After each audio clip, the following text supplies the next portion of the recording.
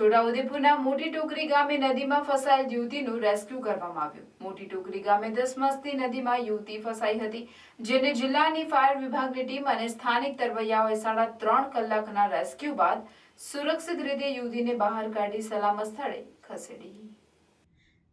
જેને જિલ્લાની ફાયર વિભાગની ટીમ અને સ્થાનિક તરવૈયાઓએ 3.5 કલાકના રેસ્ક્યુ બાદ સુરક્ષિત રીતે યુવતીને બહાર કાઢી સલામત સ્થળે ખસેડી હતી।